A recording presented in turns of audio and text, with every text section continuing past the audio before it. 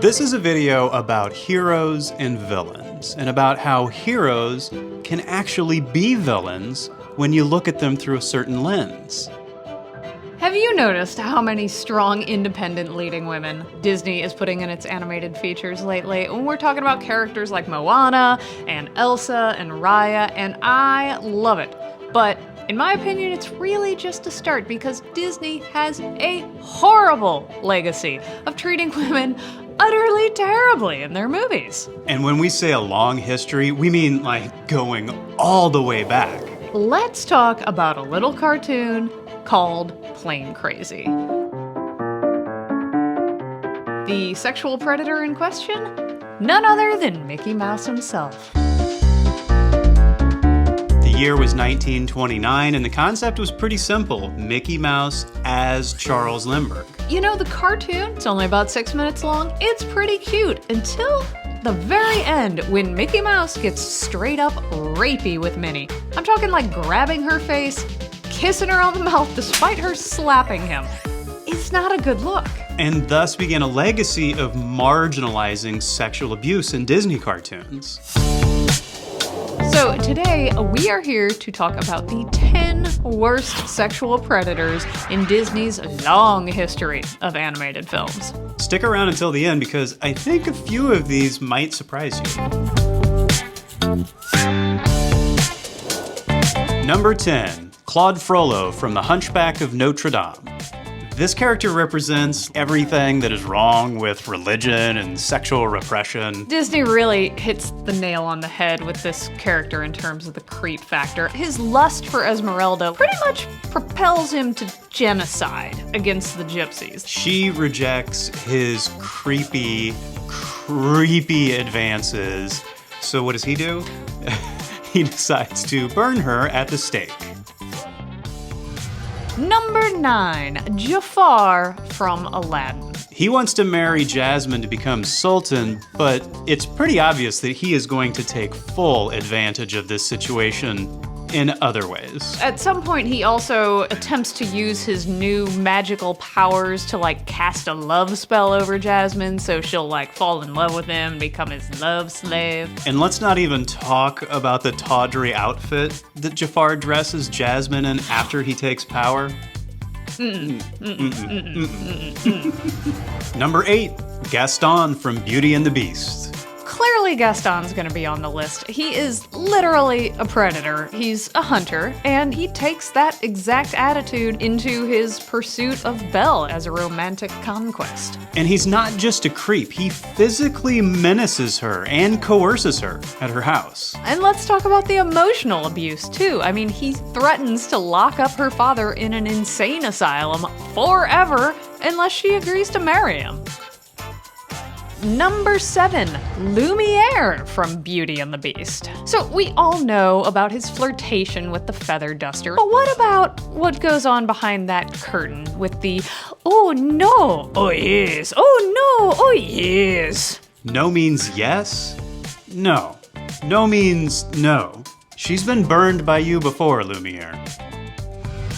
Number 6, the Beast from Beauty and the Beast. Don't act surprised. The entire plot of this movie revolves around the fact that the Beast takes Belle hostage and locks her up in the hopes that she will fall in love with him. He makes her get dressed up, forces her to go on dates with him, says that she can't eat if she won't eat with him. It's terrible. Number 5, Eric from The Little Mermaid. Eric obviously isn't all bad, but we really need to give his behavior during the song Kiss the Girl another hard look. The lyrics say, yes, you want her. It's possible she wants you too. It's possible she wants you to? Okay, this is another lesson in consent. Don't just kiss the girl and make her tell you no. Talk to that girl. Ask if she wants to be kissed. Don't just kiss and hope for the best. Can we change the name of this song to Ask If You Can Kiss the Girl? And Sebastian the Enabler singing sweetly. He's like the Broofy of Disney movies. Number 4, Prince Charming from Snow White, and Prince Phillip from Sleeping Beauty. Disney just has a problem with men kissing women without their permission. That's why this one's a tie. It's a very similar scenario that we're in here. Both Prince Phillip and Prince Charming kissing incapacitated women. Is this really the only way to show love? No. Number 3, Prince Naveen from Princess and the Frog. This one's a similar situation with liberal kissing. In this case, Tiana is coerced into kissing a frog for the promise of financial freedom. That is both sexist and classist. Number 2, the head weasel in Who Framed Roger Rabbit. This is possibly the most overt sexual assault on this whole list, when the weasel goes to frisk Jessica Rabbit. Yeah, so he shoved his arm all the way down her dress. Are we supposed to think that this is okay for comic effect? Is she asking for it with that body? The suggestion is that she was drawn bad, but no, this is not okay on any level. And thank goodness for her booby trap. How many other times has this happened to her? She is always in danger of a weasel just sticking his paw right down her cleavage.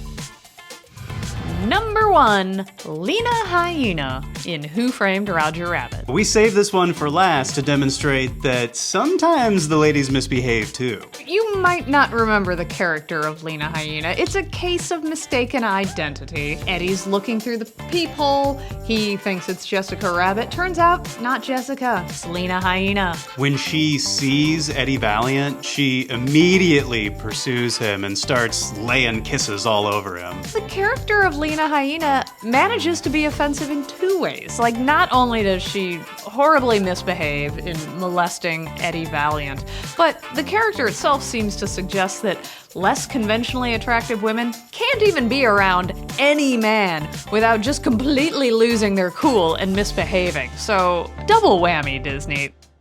So that's our list of Disney's top 10 sexual predators, but honestly, it's really just scratching the surface. So who did we miss? Let us know down in the comments. Thanks for watching.